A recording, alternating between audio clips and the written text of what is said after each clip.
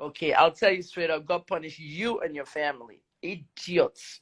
Okay, you don't drag a journalist professional names, not focused. Mad woman, take your drug, take this. What do you know about Sylvester?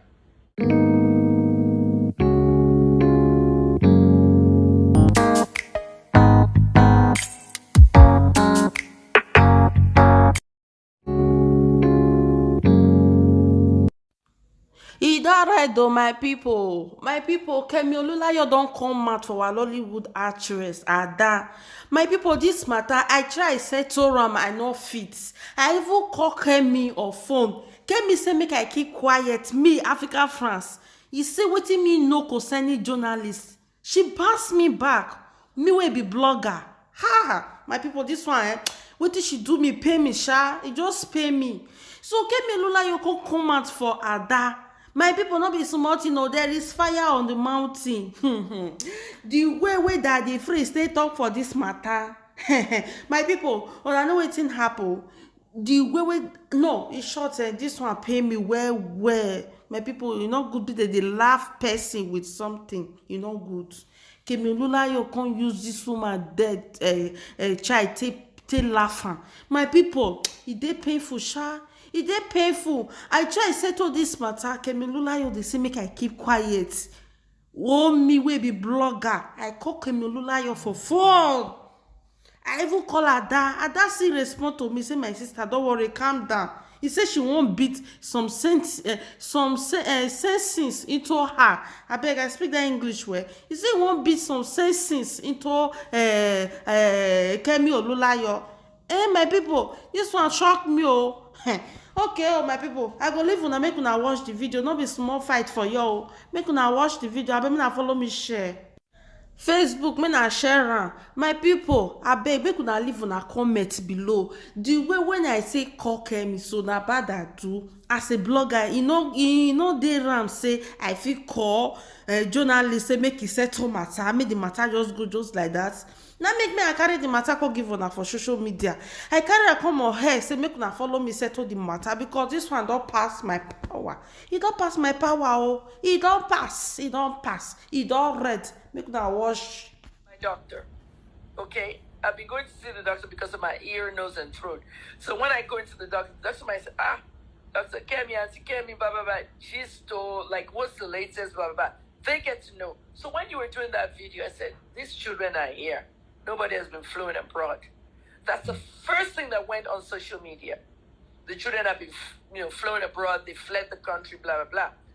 Those people around me, I told them, I said, there are 3 specific children involved in this case. One of them is the son of a politician. 2 of them are the children of very prominent public figures that we know and we like. Do you have any public figure that you know or you like? There's many.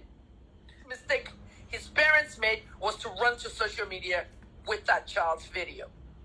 The video that the parents showed on social media with the child screaming in pain should never have gone online. That's not the first place you go. Now, Auntie Kemi. When you go to that... Auntie Kemi, I'm sorry, I want to ask a question. Because in my humble opinion, you are right, but that was the video that drew public sympathy. That was what got people talking. For instance, it was that video I saw that made me interested in the case.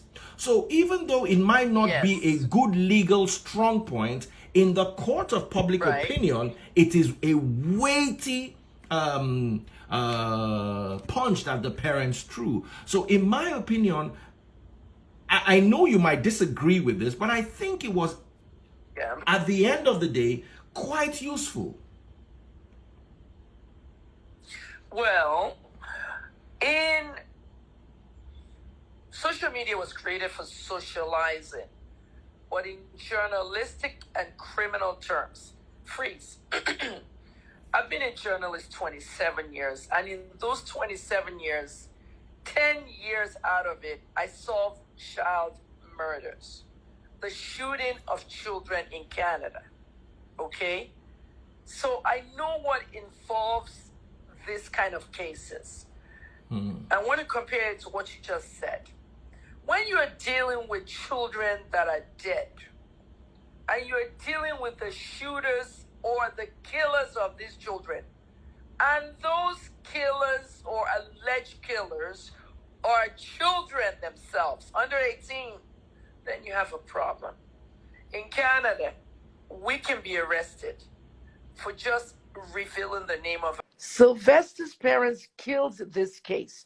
Now, why am I saying they killed the case? Because they formed sentiments on social media that supports them. Have we heard from Sylvester? No, we can't hear from him because he's dead. But we've heard from other people. This is where I come in. I did not officially launch an investigation. I asked questions. I dug into questions. And so, hang on, freeze. And so, which means who? Who is Lami Phillips Badamosi? She's supposed to be the owner of the school. She's supposed to be a proprietor of the school. One, how much do they pay in this school? 1 million per term? Is that 3 million per child? Okay, Oromoni had how many children in that school? 3. 2 daughters and a son, 9 million.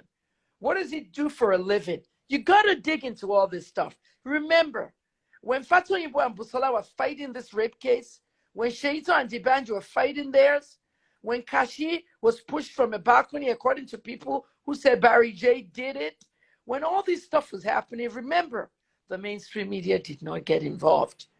The mainstream media does not get involved in investigative cases. Did you see Channels News probing Fatou Yibo, probing Busola? No. Channels News told me, Auntie Kemi, we have done enough for them. Meaning we've done enough stories about them. Why would they dig into that stuff? Do you know who John Mama is? Is John Mama a friend to Fatou Yibo or a friend to Timi Dakolo? He's a businessman. He owns Channels News. What about Jagaban, who's chairman of TVC? Can he legally investigate certain people because of conflicts of interest? You never know. This is why the mainstream guys don't touch these cases. What about Olu Abojeri, my uncle, who owns Punch? How much can Punch, how much can Punch report? So know the basis. Go ahead with your question, Freeze. Okay. First question is, yes, we don't know what the father does for a living. However, be careful not to mix issues, because the father's income or whatever it is doesn't take away what happened or doesn't water down what happened to the... Right. I haven't finished that part yet. You got to investigate everybody. If Oromoni is paying 9 million for 3 children there, and there's one child there called Michael Kashamu, the son of a late politician, and he's paying his own 3 million. Some people say for a politician's child to pay 3 million is peanuts versus a businessman who worked hard for 9 million to send 3 children there. I'm just saying that in the context of who is paying what. Why are they all going to that school? Why is someone in Delta sending their child to an exclusive Lagos school? Don't get me wrong, Freeze. You and I grew up in Ibadan. Freeze, you went to ISI. And you know that many people that went to St. Teresa's, my school, or ISI, and they were in boarding school, they were actually from Lagos and other states. You remember that?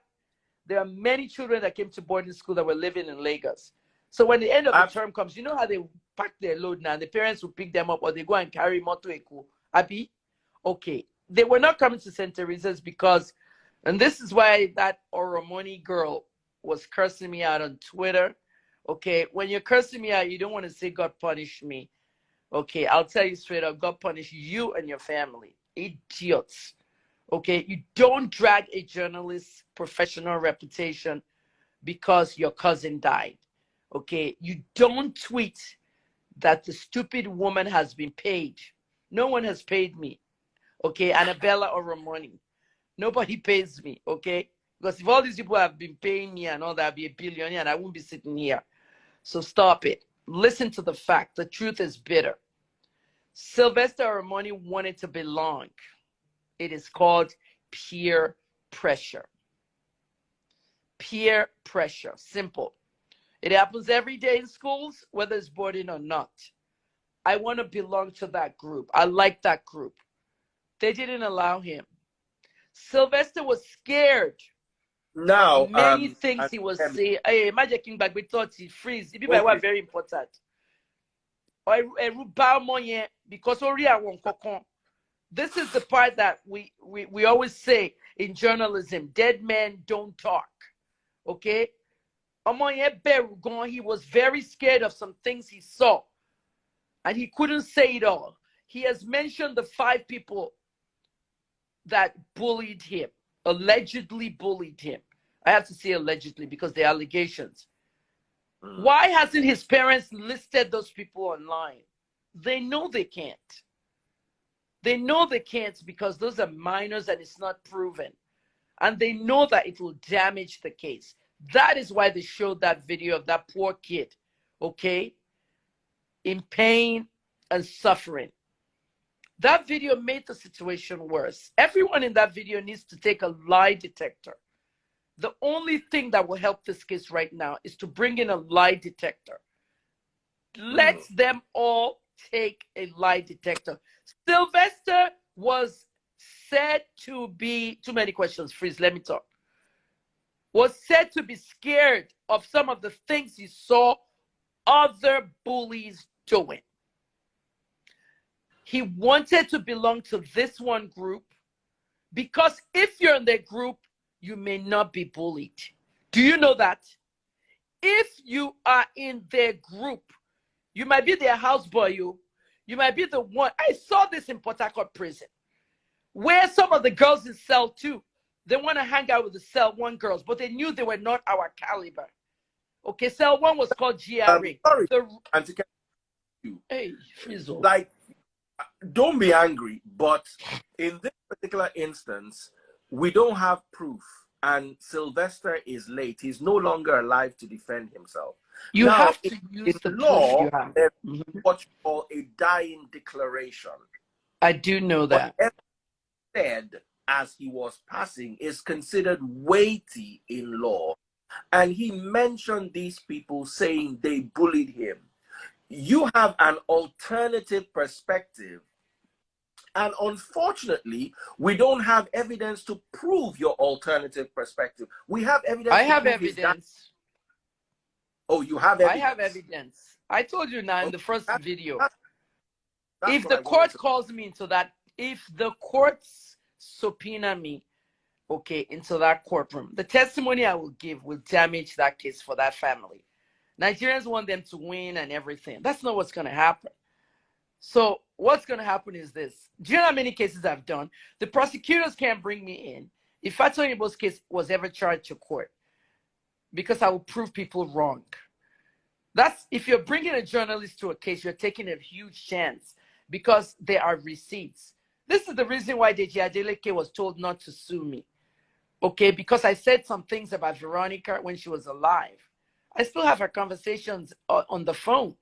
So if I were to, oh, Davido should sue Kemi, Davido's dad should sue me, blah, blah, blah, it would not benefit them. It will just